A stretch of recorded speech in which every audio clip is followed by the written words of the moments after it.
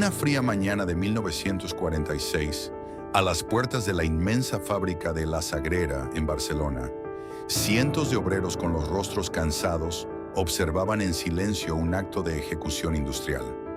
Con herramientas rudimentarias y bajo la atenta y fría mirada de las autoridades estatales, los icónicos letreros con la cigüeña voladora y el legendario emblema de Hispano-Suiza fueron arrancados sin piedad de las fachadas.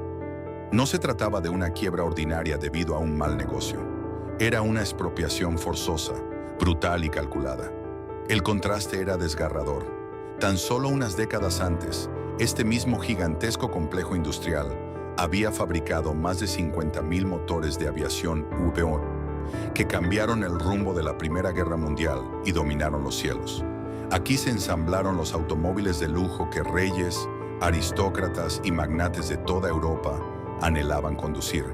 La Sagrera no era solo una fábrica, era el corazón palpitante de un imperio mecánico, el pináculo de la perfección técnica. Sin embargo, en un instante dictatorial, todo el sudor, la innovación y el legado de 3 décadas fueron arrebatados, vendidos a un precio humillante al recién creado conglomerado estatal, borrando el prestigioso nombre de Hispano-Suiza del mapa. ¿Cómo es posible que el emblema industrial más orgulloso de España, el núcleo que prometía convertir a Barcelona en el Detroit del sur de Europa, fuera desmantelado y aniquilado en su propia patria, no por las fuerzas del mercado libre, sino por la maquinaria política y los decretos de un régimen? Acompáñanos a desentrañar este oscuro viaje de sangre, metal, misiones imposibles y traición. Esta es la verdadera historia detrás del colapso de la fábrica de La Sagrera, el lugar donde el sueño más grande de Hispano-Suiza fue silenciado para siempre. A principios del siglo XX, la ciudad de Barcelona era un hervidero de creatividad y ambición. El modernismo adornaba las fachadas con formas orgánicas y colores vibrantes, mientras el espíritu de la revolución industrial comenzaba a calar profundamente en las mentes más audaces de Cataluña.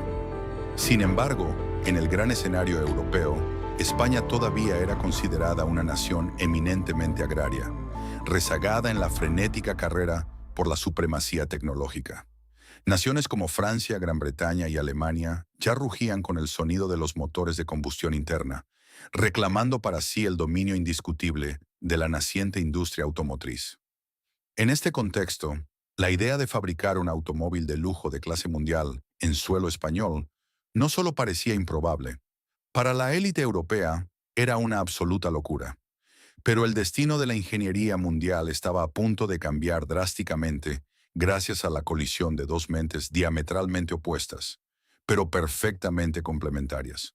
Por un lado, Damián Mateu, un acaudalado y respetado empresario español, un hombre de negocios astuto con una visión patriótica inquebrantable y el capital necesario para respaldar sus titánicas ambiciones. Por el otro, Marc Birkigt, un joven ingeniero suizo de apenas 26 años. Birkigt no era un mecánico ordinario.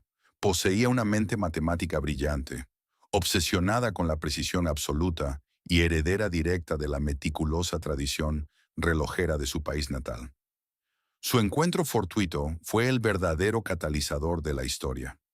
Birkigt había experimentado el amargo sabor del fracaso en empresas anteriores debido a la falta de financiación y visión comercial, pero en Mateu encontró algo más valioso que un inversor.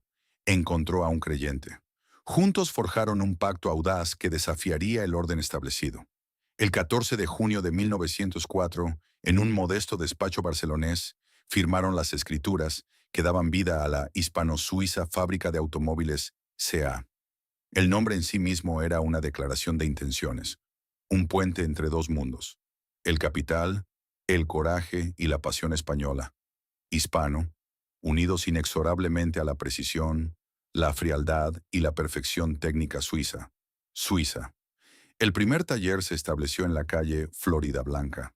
Allí, entre el denso olor a aceite quemado, el humo del metal fundido y el eco incesante de los martillos, se empezó a forjar el ADN incorruptible de la compañía. La filosofía de Marc Birkigt era radical. No habría la más mínima concesión. No se buscaría abaratar costes en la cadena de montaje, ni se aceptarían materiales de segunda categoría. Cada engranaje, cada biela, cada válvula debía ser diseñada y mecanizada con una tolerancia casi microscópica. Era literalmente la cruz de la perfección suiza, tallada a fuego, en los engranajes del incipiente sueño industrial español. La tensión durante esos primeros años fue asfixiante. El reto era monumental. En la España de la época, encontrar acero de alta calidad o aleaciones específicas era una odisea logística. Birkigt tuvo que diseñar no solo los motores, sino a menudo las propias máquinas herramientas que fabricarían las piezas de esos motores. Mateu y Birkigt sabían que el resto del continente los observaba con profundo escepticismo. ¿Podría un país sin infraestructura industrial pesada, sin una red de proveedores especializados, crear una máquina capaz de competir con los titanes aristocráticos de París o Londres? La respuesta de Mark Birkigt no se dio con manifiestos, sino con metal. Los primeros chasis que salieron de las puertas de Florida Blanca eran auténticas obras de arte rodantes. Funcionaban con una suavidad y una fiabilidad que desconcertaba por completo a sus arrogantes rivales europeos. El motor hispano-suiza no vibraba de forma tosca, simplemente respiraba. Rápidamente, la nobleza española y las cortes europeas comenzaron a girar la cabeza hacia esos vehículos extraordinarios. El mismísimo rey Alfonso XIII de España, un apasionado pionero del motor, quedó cautivado por la agilidad, la fiereza y la elegancia de estas máquinas, convirtiéndose en el cliente y embajador más ilustre de la marca. El mundo había sido silenciado. El milagro español era real. Pero el éxito trajo consigo un nuevo y vertiginoso desafío. Los modestos talleres urbanos pronto se quedaron trágicamente pequeños. La demanda internacional crecía a un ritmo frenético, y la visión conjunta de Mateu y Birkigt exigía un escenario mucho más grandioso. Ya no se conformarían con ser una marca de nicho. Su objetivo era dominar por completo el continente europeo, por tierra y por aire. Y para lograr esa hegemonía, necesitarían levantar un templo monumental consagrado a la industria pesada. Necesitaban construir la Sagrera. El éxito rotundo de los primeros modelos hizo que las estrechas instalaciones de la calle Florida Blanca parecieran casi una prisión para las colosales ambiciones de la compañía. Damián Mateu y Mark Birkigt sabían que la perfección requería espacio. En 1911, la respuesta a esa asfixia industrial se materializó en los terrenos del barrio de San Andrés de Palomar, en las afueras de Barcelona. Allí se inauguró la majestuosa fábrica de la Sagrera. No era simplemente un taller más grande, era un templo consagrado a la ingeniería de vanguardia, con pabellones inmensos bañados por la luz natural, grúas puente que cruzaban los techos, maquinaria de última generación importada de toda Europa, y un trazado logístico diseñado meticulosamente para optimizar cada etapa del ensamblaje. La Sagrera representó un salto cuántico en la historia industrial de España. De la noche a la mañana, Hispano-Suiza dejó de ser una audaz promesa local para convertirse en un coloso capaz de mirar a los ojos a cualquier fabricante del continente. Pero el verdadero bautismo de fuego para esta monumental instalación no llegaría rodando por las polvorientas carreteras europeas, sino cayendo desde el cielo. En 1914, el mundo se sumergió en la oscuridad y el barro de las trincheras con el estallido de la Primera Guerra Mundial.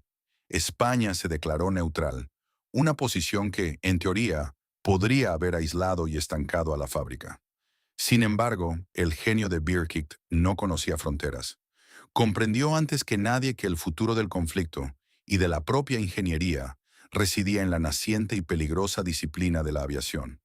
Los motores de avión de aquella época eran monstruos pesados, frágiles, propensos a sobrecalentarse y a fallar en el momento más crítico del combate.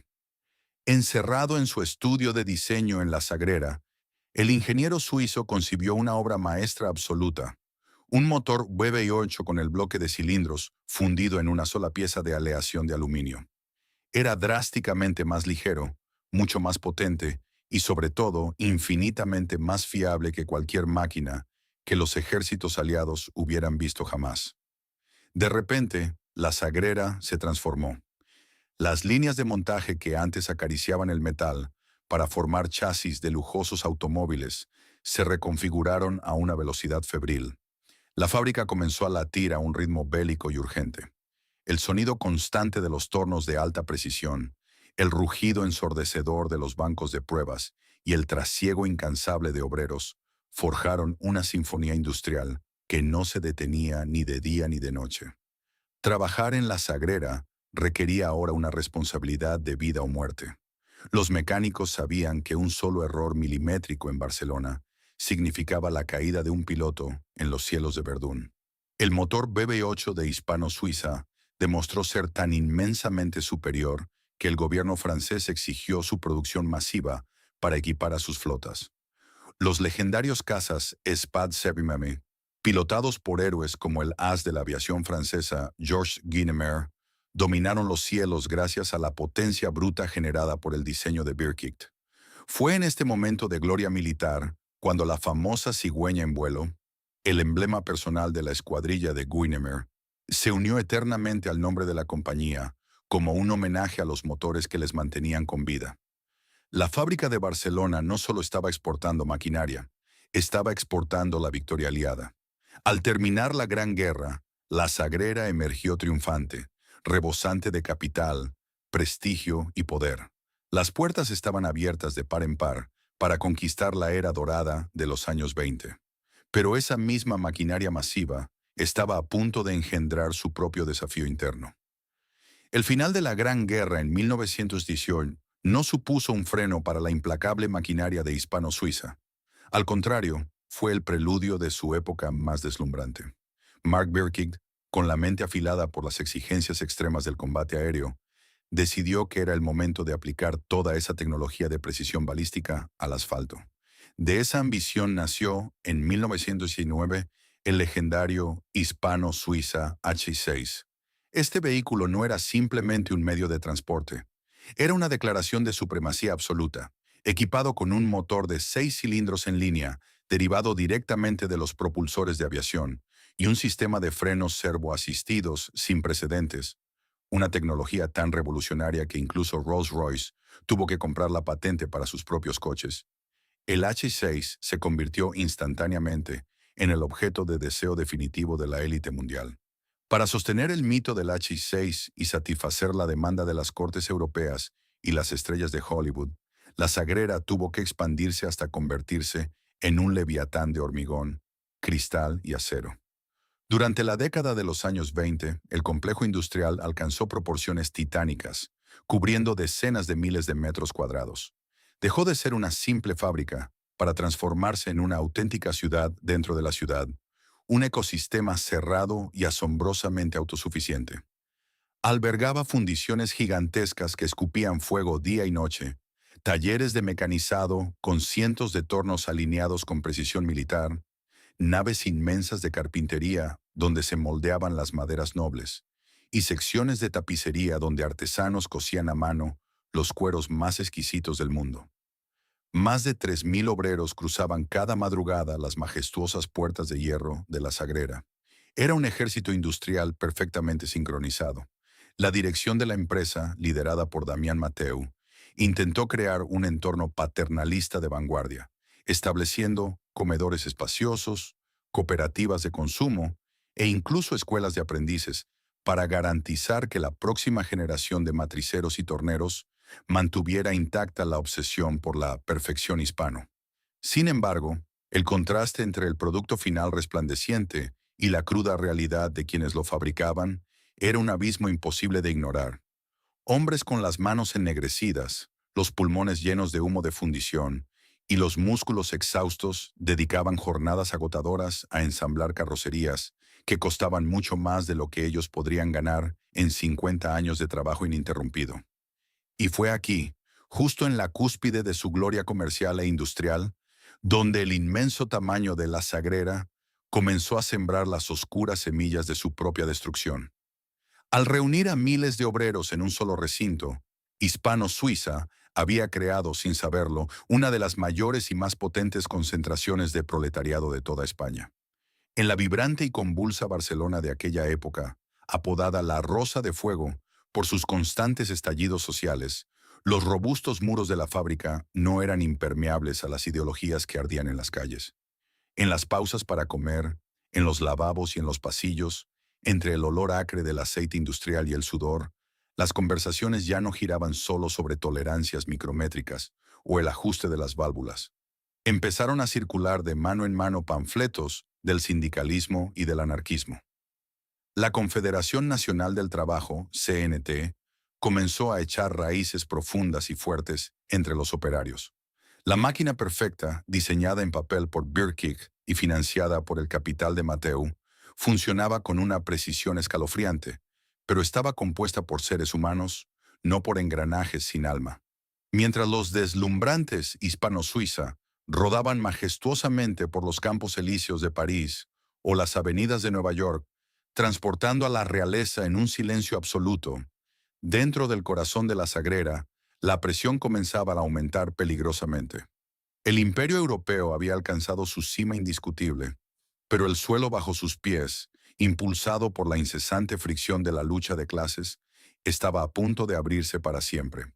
El amanecer de la década de 1930 trajo consigo un viento frío y turbulento que amenazaba con congelar los precisos engranajes de la Sagrera. La euforia de los felices años 20, impulsada por el lujo desmedido y la expansión industrial, chocó brutalmente contra la realidad económica mundial tras el crack de Wall Street. Pero en España, la crisis financiera palidecía ante la inmensa magnitud del terremoto político y social que estaba a punto de desatarse.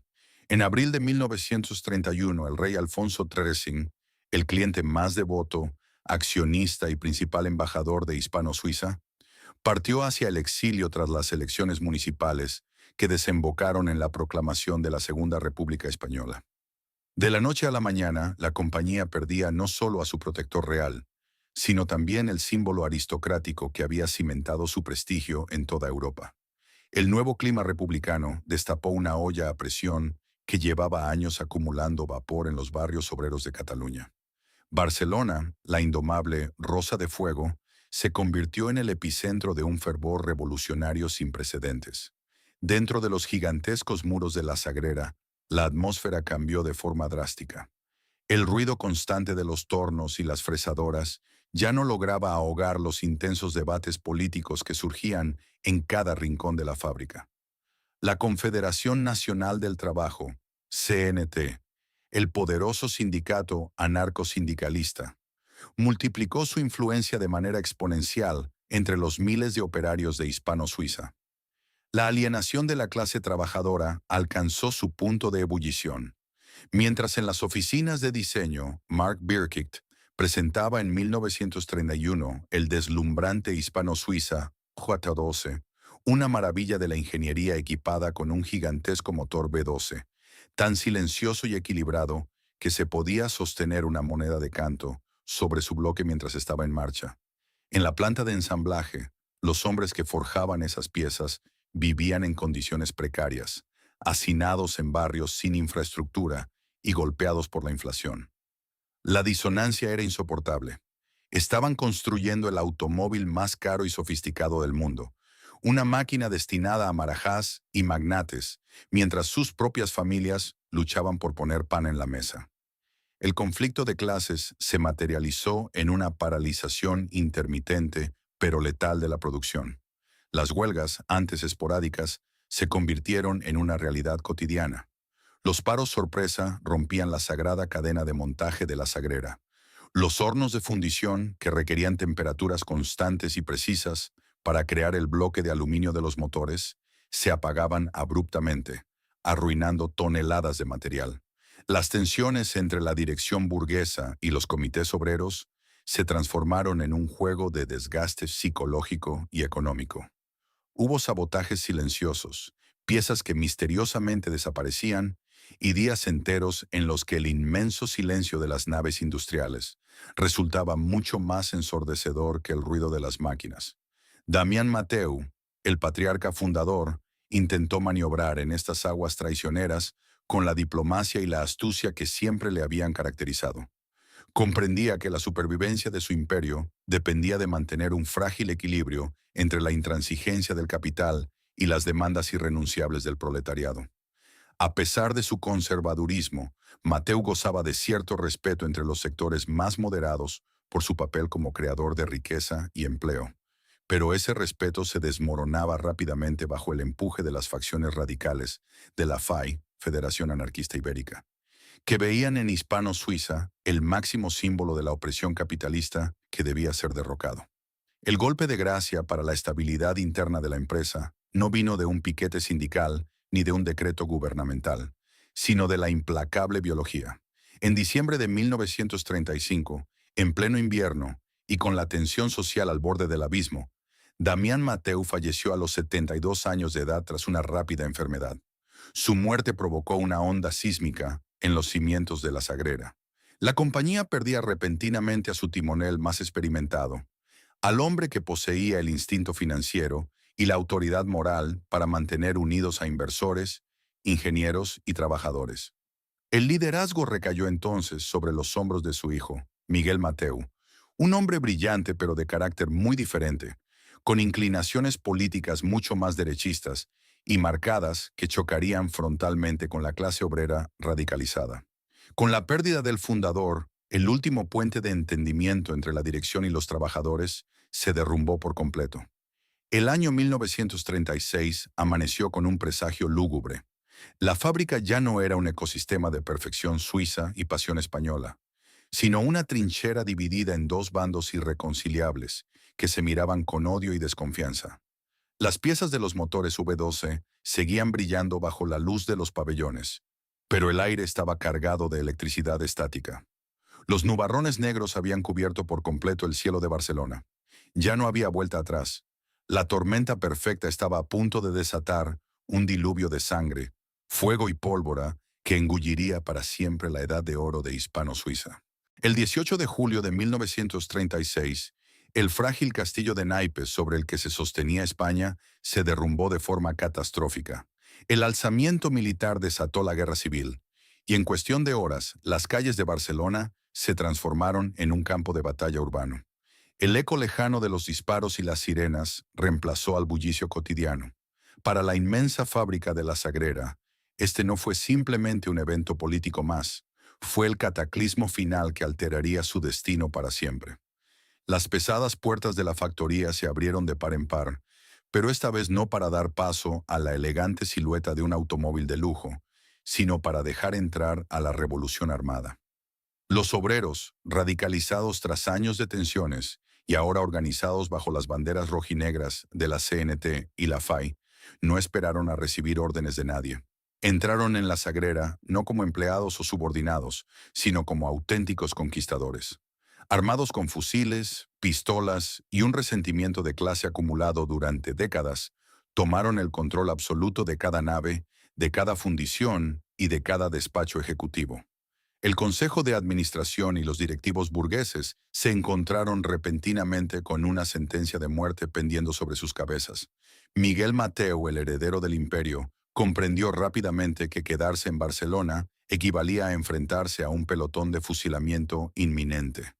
En medio del caos y el terror, él y la mayoría de los altos cargos de la empresa se vieron obligados a huir precipitadamente cruzando la frontera hacia Francia, abandonando la joya industrial que su familia había construido. Mark Birkitt, el genio creador, horrorizado por la violencia y el colapso del orden, cortó los lazos con la matriz y se refugió definitivamente en la próspera sucursal de la compañía en Bois Colombes, París.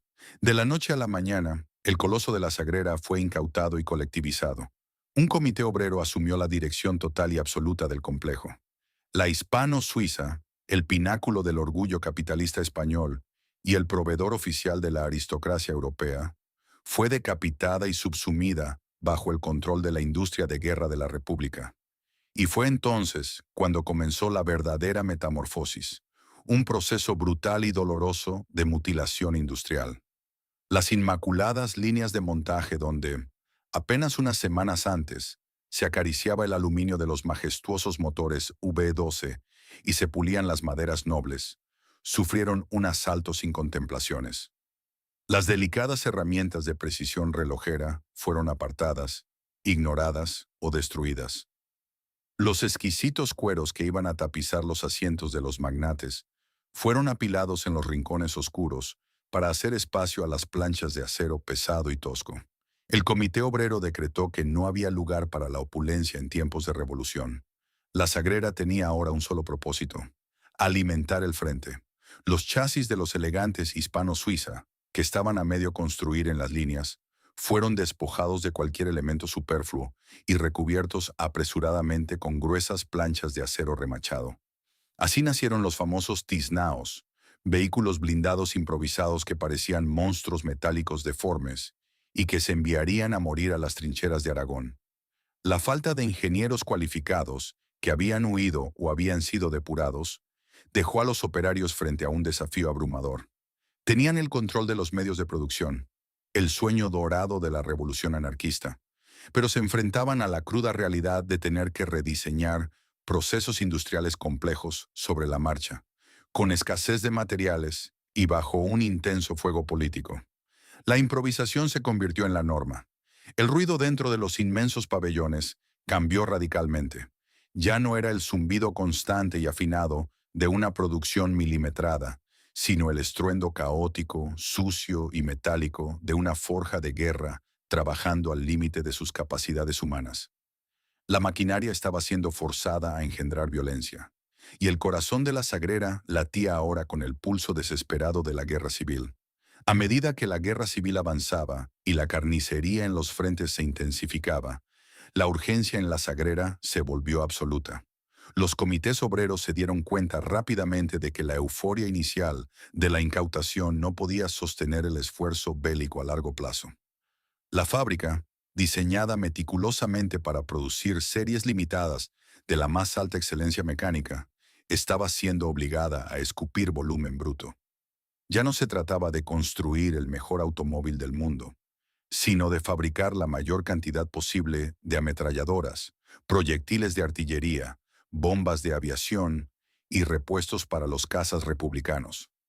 La transición fue una verdadera agonía industrial. Sin los ingenieros jefes, los planos técnicos y la férrea disciplina de control de calidad que Mark Bierkicht había implantado, los errores comenzaron a multiplicarse. Las aleaciones especiales de acero y aluminio escaseaban trágicamente debido al bloqueo internacional, obligando a los fundidores a utilizar metales de desecho de dudosa procedencia. Los tornos de alta precisión, antes calibrados al milímetro, comenzaron a sufrir un desgaste acelerado sin las piezas de repuesto adecuadas y sin el mantenimiento riguroso que requerían. La mítica perfección hispano fue sacrificada, despedazada en el altar ensangrentado de la necesidad militar. El ambiente dentro de las inmensas naves de la fábrica se volvió dantesco. El fino polvo de las maderas nobles y el aroma a cuero curtido fueron reemplazados por el olor acre de la cordita, el humo negro del aceite industrial quemado y el sudor rancio del miedo. Los turnos de trabajo se extendían hasta la extenuación. Hombres y mujeres, pues muchas mujeres se incorporaron a las cadenas de montaje para reemplazar a los hombres enviados al matadero del frente, trabajaban 14 o 16 horas diarias bajo la amenaza constante y aterradora de los bombardeos aéreos de la aviación nacional y sus aliados fascistas italianos, que veían en la Sagrera un objetivo prioritario a destruir. La paradoja era cruel y dolorosamente evidente. La clase obrera de Barcelona había luchado durante décadas para arrebatarle el control del capital a la burguesía. Finalmente tenían las llaves del imperio.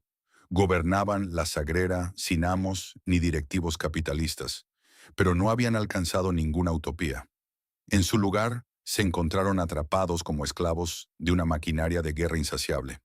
El Comité Obrero, presionado sin piedad por los líderes políticos y militares de la República para que aumentaran la producción a cualquier coste, imponía ritmos de trabajo draconianos que rivalizaban o incluso superaban la dureza de la antigua dirección. Entre los propios trabajadores, la unidad revolucionaria comenzó a fracturarse. Las disputas internas y sangrientas entre los anarcos sindicalistas de la CNT y los militantes comunistas por el control político de la producción generaron desconfianza y un clima de paranoia dentro de la propia fábrica. Cada fallo en un motor reparado, cada cañón defectuoso, era investigado no como un error de ingeniería, sino como un posible acto de sabotaje y traición. La camaradería de clase fue reemplazada por la vigilancia mutua y el miedo. A medida que el invierno de 1938 se instalaba y las tropas franquistas cerraban el cerco sobre una Cataluña aislada, el espíritu de la Sagrera se quebró definitivamente. La moral de los obreros se hundió bajo el peso abrumador de las derrotas en el Ebro, el hambre feroz que asolaba Barcelona y la cruda realidad de que la guerra estaba irremediablemente perdida. El coloso industrial no era más que un gigante herido, famélico y moribundo, cubierto de cicatrices operativas, forzando sus últimas pulsaciones mecánicas en un esfuerzo inútil. La revolución había fracasado, y con ella, el alma original de la fábrica había sido destruida. Lo que quedaba entre los muros de la Sagrera no era hispano-suiza, era un cascarón vacío y asustado, esperando en la oscuridad el inevitable golpe de gracia. Mientras la fábrica de Barcelona se hundía en el abismo de la guerra civil y la colectivización forzosa, a 900 kilómetros de distancia, al otro lado de los Pirineos, se desarrollaba una realidad paralela que hacía la tragedia aún más amarga. En Bois-Colombes, a las afueras de París, la sucursal francesa de Hispano-Suiza vivía una época de esplendor absoluto. Marc Birkig, el genio fundador que había huido del caos revolucionario de Cataluña, había concentrado toda su brillantez técnica en esta instalación. Allí, lejos de las balas, las barricadas y las asambleas sindicales armadas, la compañía seguía diseñando y fabricando algunos de los motores de aviación más avanzados del mundo, preparándose para el inminente conflicto global. Esta dualidad era el golpe más cruel para la Sagrera. Históricamente, Barcelona y París habían funcionado como dos mitades vitales de un mismo cerebro industrial. Cataluña aportaba la fuerza matriz, la audacia inversora de la familia Mateu y la capacidad de producción masiva, mientras que Francia era el escaparate aristocrático y la conexión directa con los mercados globales. Pero con el estallido del conflicto armado en España y la incautación de la planta matriz por parte de los comités obreros, ese cordón umbilical se cortó de forma violenta y definitiva. Bois-Colombes, bajo el paraguas protector del gobierno francés y la estricta dirección de Birkigt, rompió todo vínculo oficial y legal con la fábrica de Barcelona. De la noche a la mañana, la Sagrera pasó de ser el orgulloso corazón de un ecosistema multinacional a convertirse en una isla solitaria, repudiada y sitiada. Sin el flujo constante de patentes, actualizaciones técnicas, divisas extranjeras y, sobre todo, materias primas de primera calidad que antes cruzaban libremente la frontera, la fábrica catalana comenzó a asfixiarse. Era un gigante al que le habían cortado la yugular, obligado a sobrevivir consumiendo su propia energía residual. Para empeorar su ya precaria situación, el aislamiento no era únicamente económico y logístico. Pronto se volvió literalmente letal. Al transformarse forzosamente en el principal núcleo de la producción bélica republicana en Cataluña, la Sagrera fue marcada en rojo brillante en los mapas del Estado Mayor del ejército sublevado liderado por el general Franco. No pasó mucho tiempo antes de que los cielos de Barcelona se oscurecieran, pero esta vez no por el humo productivo de las fundiciones, sino por la sombra amenazante de los bombarderos. La aviación legionaria italiana y la Legión Cóndor alemana, aliadas del bando nacional, desataron una campaña de terror sistemático sobre la ciudad. El gigantesco complejo industrial de San Andrés de Palomar, con sus inmensos tejados en dientes de sierra, era un blanco geográfico imposible de fallar desde el aire. Las alarmas antiaéreas se convirtieron en la nueva y macabra banda sonora de la jornada laboral, anunciando la muerte que caía desde las nubes y destrozando cualquier intento de mantener un ritmo de producción estable. A medida que los ataques aéreos se hacían cada vez más frecuentes y devastadores, la hemorragia interna de la Sagrera se aceleró hasta volverse incontrolable. La destrucción física de los tejados, las cristaleras y los robustos muros de ladrillo era evidente desde cualquier punto del barrio, pero el verdadero daño, el que estaba aniquilando lentamente al coloso, ocurría en las entrañas mismas de las líneas de producción. Sin la transfusión vital de materias primas de alta calidad procedentes del extranjero, los inventarios se agotaron rápidamente. El acero al cromo-níquel, indispensable para forjar los cigüeñales de los motores de aviación, simplemente desapareció. En su lugar, los fundidores, movidos por una desesperación absoluta, intentaban aleaciones imposibles, fundiendo chatarra recuperada de los edificios derruidos por las bombas en Barcelona. Las máquinas, aquellos impresionantes tornos y fresadoras importados años atrás, con tanto orgullo y que representaban la cúspide de la tecnología mecánica europea, comenzaron a rendirse. Forzadas a trabajar 24 horas al día, 7 días a la semana, mecanizando metales impuros y sin el aceite lubricante adecuado, sufrieron un desgaste terminal. Los engranajes rechinaban de forma agónica hasta romperse. Las correas de transmisión se partían como si fueran hilos viejos. Y lo más trágico del colapso logístico era que, cuando una de estas maravillas mecánicas se detenía, no había repuestos ni ingenieros capaces de repararla. Simplemente se dejaba pudrir en su lugar, oxidándose como el cadáver de un animal de carga abandonado en medio del desierto, mientras la producción se trasladaba apresuradamente a otra máquina que aún, a duras penas, lograba girar. El factor humano sufrió un deterioro aún más desgarrador. Los obreros de la Sagrera, aquellos hombres y mujeres que en su día habían conformado la aristocracia del proletariado industrial catalán, estaban consumidos. El gélido y crudo invierno de 1938 trajo consigo temperaturas bajo cero que se colaban implacables por los inmensos boquetes que la metralla había dejado en los techos. El hambre, un espectro constante y despiadado en la Barcelona sitiada, debilitaba los músculos y nublaba las mentes. Ensamblar piezas que requerían esfuerzo físico bajo un estado de desnutrición severa, y con el terror constante de que la sirena antiaérea volviera a aullar, convirtió la jornada laboral en una tortura psicológica y física insoportable. En este punto crítico, la disonancia entre la matriz moribunda y su filial francesa resultaba un insulto a la memoria de la empresa. Mientras los operarios catalanes tosían sangre, pasaban frío y remachaban blindajes toscos en medio de la penumbra y el miedo, a unas pocas horas de tren, en París, la marca hispano-suiza continuaba prosperando y presentando relucientes innovaciones en salones internacionales de lujo.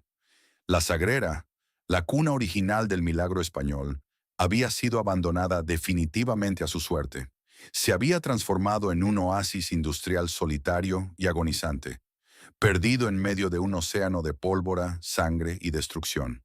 Cuando finalmente despuntó enero de 1939 y las tropas del bando nacional rompieron las últimas líneas defensivas republicanas, entrando victoriosas por las calles de una Barcelona rendida, la Sagrera ya estaba clínicamente muerta. Las máquinas se habían silenciado por completo. Los líderes sindicales habían huido hacia el exilio o esperaban ser arrestados. El vasto complejo industrial yacía en un silencio sepulcral, cubierto por una espesa capa de escombros, óxido y desesperanza. El ecosistema multinacional había sido asesinado. La yugular había sido cortada, y lo que las nuevas autoridades iban a encontrar al cruzar aquellas puertas de hierro no era una fábrica de esplendor automovilístico, sino un inmenso y trágico cementerio de metal. La primavera de 1939 trajo consigo el final oficial de la Guerra Civil Española, pero para la industria del país fue el inicio de un invierno largo, asfixiante y silencioso. Con la victoria del general Francisco Franco, el nuevo régimen instauró un orden basado en la autoridad absoluta y el nacionalismo militar. Miguel Mateu, quien había huido a Francia temiendo por su vida al inicio del conflicto, regresó a Barcelona amparado por los vencedores para reclamar la herencia de su familia. Recuperó legalmente las llaves de la Sagrera, pero lo que encontró al traspasar los muros de su antiguo imperio fue un cadáver inmenso y saqueado. La devastación era absoluta. El otrora glorioso complejo de San Andrés de Palomar estaba irreconocible. Los techos en dientes de sierra mostraban las profundas cicatrices de los bombardeos aéreos. Las inmensas cristaleras estaban destrozadas y el suelo, antes inmaculado, permanecía cubierto de escombros, manchas de aceite reseco y casquillos de munición. La maquinaria más valiosa había sido destruida por el uso extremo, desmantelada para piezas o, en los últimos días de la retirada republicana, saboteada para evitar que cayera en manos del bando nacional. Pero el vacío más doloroso no era el de las máquinas, sino el humano. La plantilla original de trabajadores, aquellos artesanos del metal que conocían los secretos de la precisión suiza, había sido diezmada. Muchos habían muerto en los frentes, otros se pudrían en prisiones o campos de represión franquistas, y una gran parte había cruzado la frontera hacia el exilio, para no volver jamás. Aunque la familia Mateo había recuperado la propiedad, Hispano-Suiza ya no era dueña de su propio destino.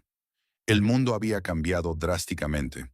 Al otro lado de los Pirineos, la Segunda Guerra Mundial acababa de estallar, y la matriz en Bois-Colombes había sido absorbida por el esfuerzo bélico francés, cortando definitivamente cualquier lazo técnico, creativo o financiero con Barcelona. Mark Birkitt, el alma ingenieril de la compañía, no tenía la menor intención de regresar a una España en ruinas y bajo una dictadura militar. Pero el verdadero verdugo de la Sagrera durante esta época no fue la guerra que acababa de terminar, sino la política económica que el nuevo Estado impuso, la autarquía. Aislada internacionalmente, la España de Franco decidió cerrar sus fronteras y apostar por un modelo de autosuficiencia radical. Se prohibieron las importaciones de materias primas y se bloquearon las exportaciones. Para una empresa como Hispano-Suiza, cuyo ADN se basaba en importar el mejor acero, componentes especializados de toda Europa y exportar vehículos de lujo a las capitales del mundo, la autarquía no era una política económica, era una sentencia de muerte por asfixia. ¿A quién se le podía vender un majestuoso Hispano-Suiza con un silencioso motor V12 en un país devastado, donde la población civil moría de hambre y la gasolina estaba estrictamente racionada? La respuesta era a nadie. El mercado del lujo había sido borrado del mapa español. La opulencia de los años 20 parecía ahora un sueño febril y lejano, una burla cruel ante la miseria cotidiana de la posguerra. Obligada a reinventarse simplemente para sobrevivir y dar de comer a los pocos cientos de operarios que quedaban, la dirección de la empresa tomó una decisión drástica y humillante. La marca que había fabricado los coches de los reyes y los motores de los héroes del aire tuvo que rebajarse a producir maquinaria pesada de estricta supervivencia. La Sagrera comenzó a ensamblar camiones de carga, como el anticuado modelo Tipo 66, furgonetas pesadas y trolebuses urbanos. Era un descenso a los infiernos de la mediocridad industrial. Los ingenieros y mecánicos que antes ajustaban válvulas con tolerancias microscópicas, ahora montaban bastidores rústicos. La escasez de combustible era tan severa que Hispano-Suiza tuvo que fabricar e instalar gasógenos en sus propios vehículos. Unos enormes y antiestéticos artefactos adheridos a la carrocería que quemaban carbón o cáscaras de almendra para generar un gas pobre que permitiera a los motores toser y avanzar a duras penas. Ver a un vehículo con el emblema de la cigüeña arrastrándose a 30 kilómetros por hora, envuelto en una nube de humo negro y olor a leña quemada, era la metáfora perfecta de la nación entera. Un ecosistema que funcionaba a base de pura agonía. A pesar de que Miguel Mateu intentó alinearse con el nuevo régimen, llegando incluso a ser nombrado alcalde de Barcelona, su influencia política no podía salvar a la fábrica de la ruina matemática. La Sagrera producía a un ritmo agónico, perdiendo dinero constantemente, operando como un gigante zombi que se negaba a caer. Pero bajo esta aparente sumisión, una sombra mucho más oscura y amenazante comenzaba a proyectarse desde los ministerios de Madrid.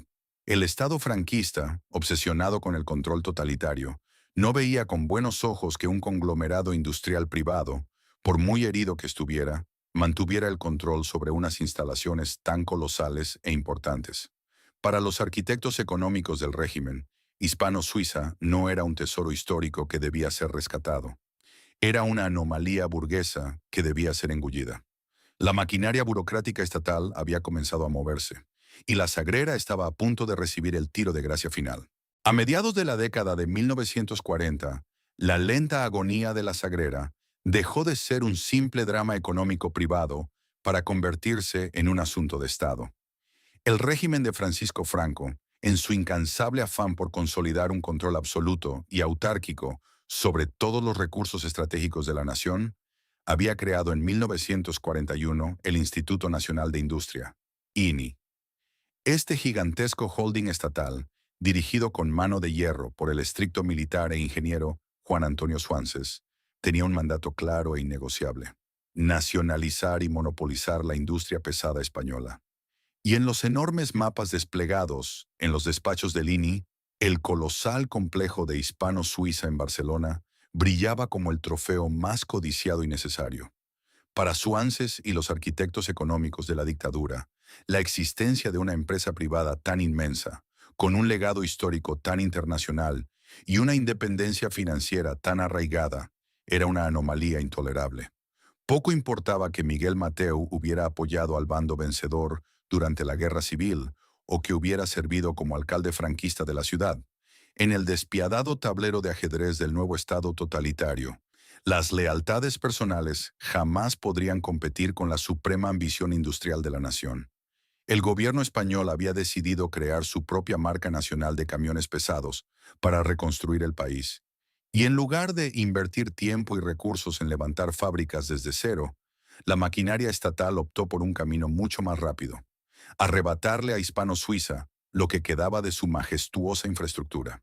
Pero el Estado no procedió con una expropiación física y violenta, como lo habían hecho los comités anarquistas en 1936. La táctica de Lini fue infinitamente más fría, calculada, burocrática y, en última instancia, asfixiante.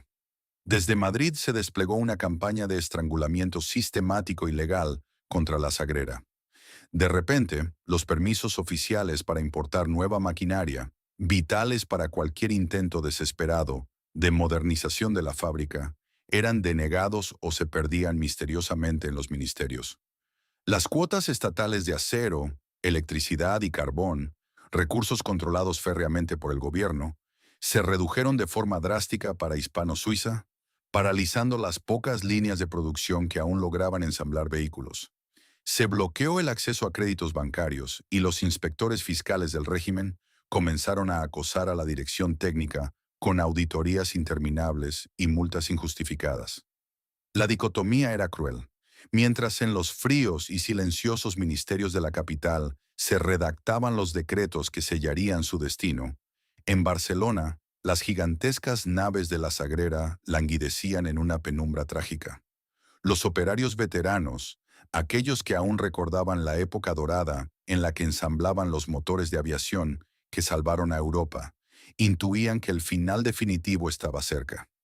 El ambiente en los talleres era de un luto anticipado. Las inmensas grúas puente estaban inmóviles, y el silencio sepulcral comenzaba a devorar el ruido de los tornos. Era un asedio invisible pero letal. Hispano-Suiza fue acorralada deliberadamente, empujada sin piedad hacia el precipicio de la quiebra técnica para que no tuviera más remedio que claudicar. El mensaje no escrito de Suances a los herederos de la familia Mateu era escalofriante: o entregáis la fábrica al Estado o moriréis de hambre corporativa. La trampa burocrática se había cerrado perfectamente y el imperio no tenía escapatoria. El año 1946 marcó el clímax inevitable de esta implacable cacería institucional. Acorralada, financieramente exhausta y sin acceso a los recursos más básicos para operar, Hispano-Suiza ya no podía sostener la ficción de su independencia. El Instituto Nacional de Industria, bajo las órdenes de Suances, dio finalmente el golpe de gracia sobre el tablero.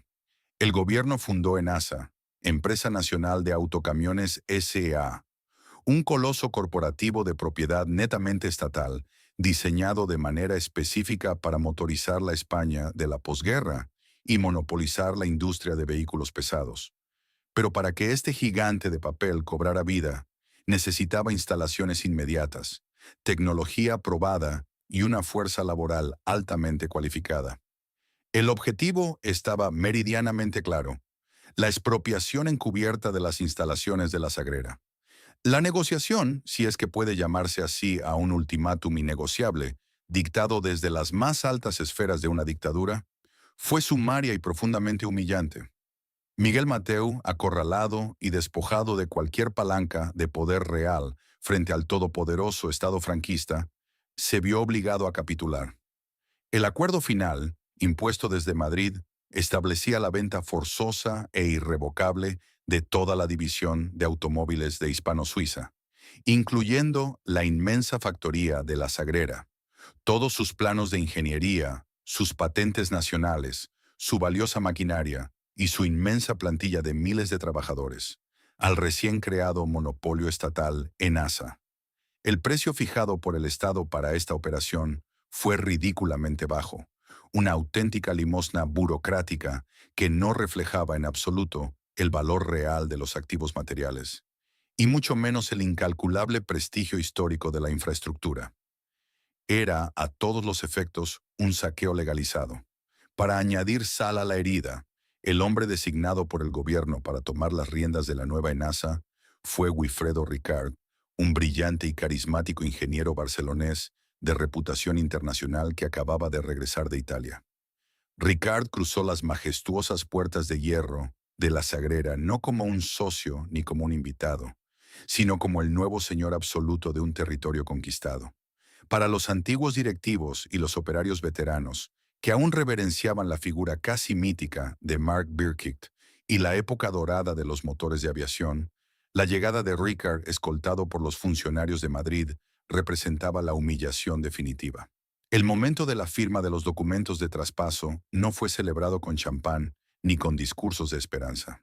Se llevó a cabo envuelto en un silencio de resignación fúnebre. Con un solo trazo de pluma en un frío despacho, se borraron de un plumazo más de 40 años de historia, innovación sin límites y supremacía tecnológica inigualable. El sueño patriótico y visionario de Damián Mateu, que había nacido en un pequeño y humilde taller de la calle Florida Blanca y se había expandido hasta dominar los cielos de Europa y las cortes aristocráticas de todo el mundo, fue devorado legalmente por un expediente administrativo. Hispano-Suiza, como entidad fabricante de automóviles en suelo español, dejó de existir en ese preciso instante. El imperio no había sido derrotado por un competidor más ágil en un mercado libre, ni por un error de cálculo en sus inmaculados diseños mecánicos. Había sido aniquilado sin piedad por las fuerzas incontrolables de la Guerra Civil primero, y por la maquinaria expropiatoria de un Estado dictatorial después. La inmensa fábrica de La Sagrera seguiría en pie, sus chimeneas seguirían humeando y sus obreros seguirían fichando al amanecer, pero sus engranajes ya no latirían jamás al ritmo de la perfección absoluta. El colapso del sistema privado se había consumado, bajando el telón de una era gloriosa y dejando a miles de almas a la espera de un amanecer incierto bajo la sombra de un nuevo amo estatal. El amanecer que siguió a la firma de la expropiación no trajo consigo el repique de las campanas, sino el frío y sistemático sonido de una erradicación oficial. Para el Estado, no bastaba con poseer legal y físicamente las colosales instalaciones de La Sagrera. Era imperativo borrar de raíz cualquier vestigio del orgullo burgués, catalán y privado que representaba Hispano-Suiza. Guifredo Ricard, al mando de la recién nacida ENASA, inició de inmediato lo que solo puede describirse como una profunda y calculada purga de la memoria industrial. Las directrices que llegaban desde los ministerios de Madrid eran inflexibles. Todo aquello que recordara al antiguo imperio debía ser eliminado. En las fachadas de los inmensos pabellones, las brigadas de mantenimiento, armadas con cinceles, pintura y sopletes, procedieron a arrancar metódicamente los legendarios carteles de la marca. El nombre Hispano-Suiza, que alguna vez había infundido profundo respeto en las cortes de toda Europa y auténtico terror en los cielos de la Gran Guerra, fue tachado agresivamente de los membretes, de los manuales de seguridad y de las puertas de los despachos. Pero la violencia simbólica más devastadora se produjo en el corazón mismo de la línea de montaje. El emblema eterno de la compañía, la elegante cigüeña plateada en pleno vuelo, un tributo sagrado a los pilotos caídos en combate, fue desterrada sin piedad. En su lugar, el Estado impuso su nuevo símbolo corporativo, el caballo alado Pegaso, diseñado por el propio Ricard. Este cambio no era un simple rediseño estético, era la imposición dogmática de una nueva doctrina. Pegaso representaba la fuerza bruta, la pesada motorización de un país en ruinas y el monopolio irrefutable del Estado totalitario.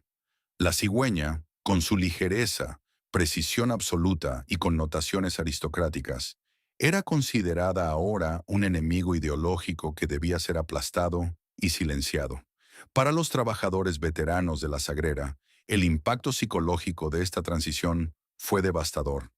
Hombres que habían dedicado 3 décadas de su vida a perfeccionar tolerancias microscópicas en motores de aviación V8 y V12, que sentían cada bloque de aluminio pulido como una obra de arte propia, se encontraron de repente convertidos en empleados sin rostro de una fría burocracia estatal. Fueron despojados de sus antiguas credenciales y se les asignaron nuevos números de matrícula, embutidos en nuevos uniformes genéricos. Caminaban todos los días por los mismos pasillos de ladrillo que ellos mismos habían ayudado a levantar. Respiraban el mismo olor a aceite quemado y metal fundido, pero se sentían como extranjeros absolutos, como fantasmas exiliados deambulando en su propia casa. Las órdenes técnicas que ahora debían acatar representaban una afrenta directa a su orgullo profesional. Wilfredo Ricard, aunque un ingeniero brillante, operaba bajo el mandato de la autarquía. El enfoque estatal exigía volumen urgente, estandarización severa y robustez espartana para fabricar camiones pesados como el Pegaso II, apodado popularmente mofletes. Los antiguos matriceros y ajustadores, acostumbrados a trabajar con los aceros más nobles y las aleaciones más puras de Europa, debían ahora conformarse con materiales nacionales de baja calidad. La consigna en la Sagrera ya no era alcanzar la excelencia absoluta, era lograr la funcionalidad utilitaria a cualquier precio y sin hacer preguntas. El dolor era denso y palpable en las breves pausas de los turnos, en los rincones más oscuros de los talleres, donde la estricta mirada de los nuevos capataces de ENASA no llegaba. Los viejos operarios aún susurraban con reverencia el nombre de La Hispano. Ocultos en el doble fondo de sus cajas de herramientas, algunos mecánicos guardaban en secreto pequeños engranajes perfectamente pulidos, insignias desechadas o fragmentos de madera noble, abrazándolos como reliquias sagradas de una civilización destruida. Sabían perfectamente que cualquier protesta abierta significaba el despido inmediato o algo mucho peor bajo las leyes de la dictadura militar, así que tragaban su amargura en un silencio asfixiante. Con el paso de los meses, la implacable maquinaria expropiatoria completó su trabajo. Los inmensos hornos de fundición volvieron a rugir con furia y las líneas de ensamblaje se llenaron de toscos chasis para camiones y autobuses urbanos. Desde fuera, el gigantesco complejo de San Andrés de Palomar parecía haber recuperado el pulso y la vitalidad que la guerra civil le había arrebatado. El régimen franquista exhibía orgullosamente las cifras de producción de Pegaso como un triunfo rotundo de su modelo económico y de su ingeniería nacional. Sin embargo, detrás de esas frías estadísticas oficiales y del ruido ensordecedor de los nuevos y pesados motores diésel, se ocultaba una muerte íntima e irreversible. La Sagrera había sido físicamente salvada del colapso total, sí, pero el precio había sido vender su alma. Aquella mañana gris en que la última cigüeña de metal fue arrancada de la puerta principal y arrojada con desprecio al foso de chatarra, el verdadero corazón de Hispano-Suiza dejó de latir para siempre, enterrado vivo bajo el peso implacable de la historia y el olvido forzado por el Estado. El transcurso de las décadas bajo el dominio estatal de ENASA y la marca Pegaso trajo consigo una nueva era de actividad industrial para la Sagrera. Durante los años 50 y 60, el inmenso recinto continuó fabricando miles de camiones y autobuses que motorizaron a la España del desarrollismo. Sin embargo, este nuevo esplendor era de una naturaleza completamente distinta. Ya no había lujo, ni precisión suiza, sino la producción masiva y pragmática de vehículos pesados y ruidosos. Pero el tiempo y la implacable globalización no perdonan a nadie, ni siquiera a los monopolios del Estado. A medida que España se abría al mercado internacional y preparaba su entrada en la naciente Unión Europea, la pesada y burocrática estructura de ENASA se volvió económicamente insostenible. En 1990, el inexorable final del Segundo Imperio Industrial de la Sagrera se consumó. El gobierno español, en un intento desesperado por deshacerse de una empresa estatal que acumulaba pérdidas astronómicas frente a la feroz competencia extranjera, Vendió Enasa al conglomerado italiano Iveco. Con esta firma, el destino físico del complejo barcelonés quedó sellado. Para una corporación multinacional moderna, aquellas históricas y colosales naves de ladrillo, situadas en medio de un barrio residencial que no paraba de crecer y encarecerse, ya no eran un activo estratégico, sino un inmenso y molesto pasivo inmobiliario. Las líneas de montaje se detuvieron por última vez. Las gigantescas grúas puente dejaron de cruzar el techo en dientes de sierra. El silencio, esta vez definitivo e irrevocable, volvió a apoderarse de San Andrés de Palomar. Pero la tragedia final de la Sagrera no fue su cierre corporativo, sino su aniquilación física. Las autoridades municipales de una Barcelona, que se preparaba febrilmente para deslumbrar al mundo con los Juegos Olímpicos de 1992, tenían un plan radical para el barrio. La ciudad quería borrar de un plumazo cualquier rastro de su sucio y humeante pasado industrial pesado para proyectar la imagen de una metrópolis europea moderna, reluciente y orientada a los servicios. Las excavadoras y las grúas de demolición llegaron al recinto con la misma frialdad calculada con la que, décadas atrás, los burócratas del INI habían arrancado los emblemas de la cigüeña. La destrucción fue monumental y despiadada. Los robustos muros que habían resistido el sudor de la primera revolución industrial, las huelgas anarquistas, las incautaciones milicianas, el fuego incesante de las forjas de guerra y el asedio terrorífico de los bombardeos fascistas cayeron reducidos a una montaña de escombros en cuestión de meses.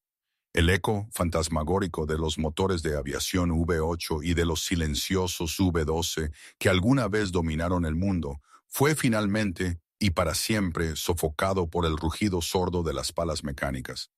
Fue un acto de amnesia urbanística casi poético en su crueldad. Arrancar de cuajo 100 años de historia técnica sin dejar una sola pared en pie. Hoy en día, si visitas el lugar exacto donde se alzaba el corazón palpitante de aquel imperio europeo, no encontrarás chimeneas, ni altos hornos, ni el inconfundible olor a aceite quemado. Mayoto en su lugar,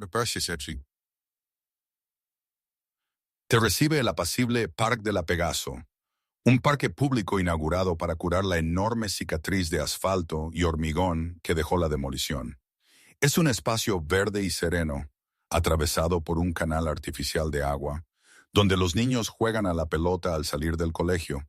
Los ancianos toman el sol en los bancos y los vecinos pasean a sus perros. La vida cotidiana fluye con una tranquilidad absoluta, completamente ajena a la violencia social y al genio mecánico que alguna vez gobernaron con puño de hierro estas mismas coordenadas geográficas. Y ahí reside la tensión más melancólica de esta historia. Los habitantes actuales caminan alegremente sobre el césped sin saber que, apenas unos metros por debajo de la tierra húmeda, se esconden los fantasmas de una civilización industrial perdida. Ignoran por completo que bajo las raíces de los frondosos árboles descansan las invisibles moléculas de aluminio y acero de las maquinarias más perfectas de principios del siglo XX. El parque lleva el nombre de Pegaso, rindiendo un tibio y burocrático homenaje al segundo inquilino del terreno, pero ha borrado sistemáticamente de su topografía cualquier mención al sueño original, a sus verdaderos padres fundadores, Damián Mateu y Marc Birkicht. La hispano-suiza de la Sagrera fue víctima de una doble ejecución, una condena que pocos imperios han sufrido. Primero, el Estado dictatorial le arrebató su nombre, su propiedad y su alma. Y medio siglo más tarde, la propia ciudad a la que ayudó a enriquecer y modernizar, le arrebató su cuerpo físico, enterrando su inmenso esqueleto bajo pesadas capas de tierra vegetal.